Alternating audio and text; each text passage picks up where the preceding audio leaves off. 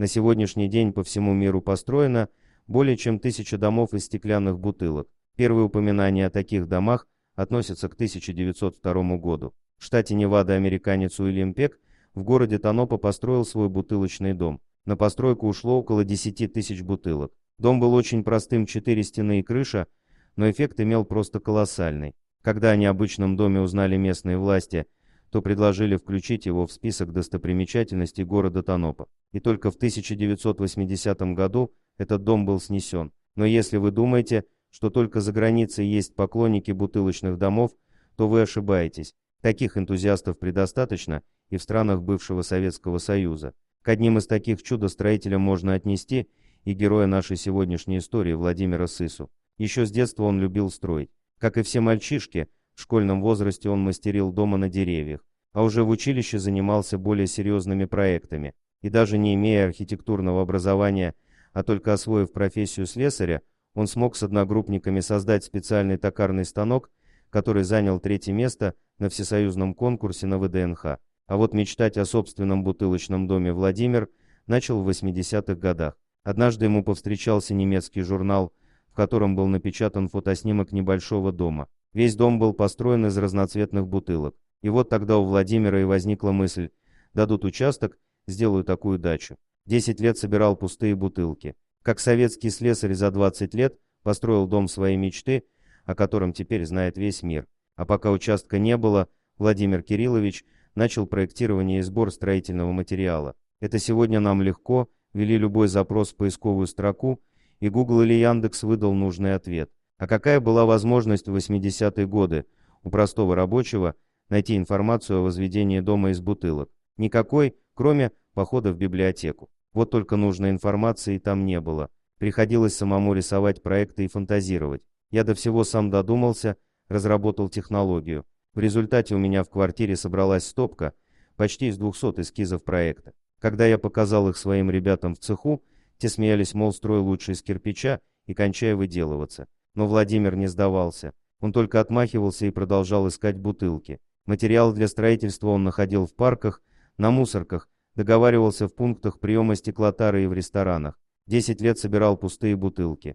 Как советский слесарь за 20 лет построил дом своей мечты, о котором теперь знает весь мир. И когда наконец-то в конце 80-х ему дали под Запорожьем участок, к тому моменту в квартире Владимира уже лежала батарея зеленых бутылок, почти 4000 штук. Стоит отметить, что мужчина собирал далеко не все бутылки, а только из-под советского шампанского. Но даже получив участок, Владимир не сразу начал строительство. Ведь кроме бутылок нужно было накопить деньги и на другие строительные материалы. А с распадом Советского Союза начались проблемы и с бутылками. Дело в том, что бутылки современного производства отличаются от советских бутылок. Нынешние тоньше, чем были раньше. Но и эту проблему Владимир смог решить, он не стал смешивать их. Одну стену начал возводить из советской стеклотары, а другую полностью из современной. Импортные бутылки он вообще не использовал. Своей идеей Владимир все-таки смог заразить друзей и родственников. На каждое совместное застолье гости приносили шампанское. Ведь они знали, что могут порадовать хозяина. Хотя Владимир и признается, что сам он не любитель этого напитка. Приносить бутылки стали и соседи по участку. Вот так и насобиралась стеклотары на целый дом. Подвал и первые этажи построены из обычных материалов. А вот 2 верхних этажа и башня — это 8000 бутылок и несколько тонн раствора. Этот дом Владимир возводил почти 20 лет. В августе 2009 года строительство достигло финиша шифером, была накрыта башенка последнего этажа. Владимир Кириллович рассказывал: в начале сентября в нашей семье будет большой праздник, мы с женой отмечаем золотую свадьбу, вот я и спешил все закончить, чтобы сделать нам подарок. Представляете, стена, выложенная из одного слоя стеклянных бутылок, на самом обычном растворе, равна по термическому сопротивлению 2 небольшим кирпичам. Вот такой удивительный строительный материал. По словам мужчины, внутри такого дома тепло в зимние месяцы и прохладно летом, так как создается специальная воздушная подушка. Кроме того, в доме хорошая аура, усталость как рукой снимает. Владимир самостоятельно сконструировал и лифт, на котором, кроме лестницы, можно подняться на башенку всего за минуту и 20 секунд. Кто же был самым главным помощником Владимира Кирилловича?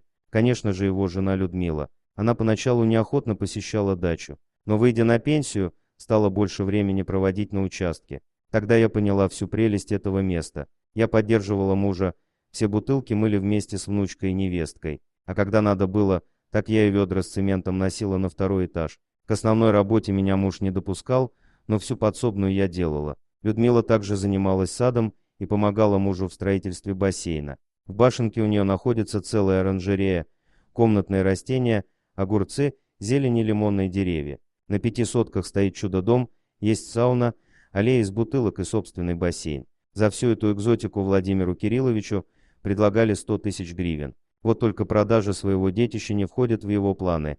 Этот дом будет моим сыновьям, в нем вся моя душа. И если 30 лет назад над фантазиями простого электрослесаря посмеивались его коллеги, то сегодня владельцы такого эксклюзивного дома знает весь мир. Дорогие друзья, если вам понравилось видео, поставьте лайк, а также подписывайтесь на канал, где найдете еще много интересного.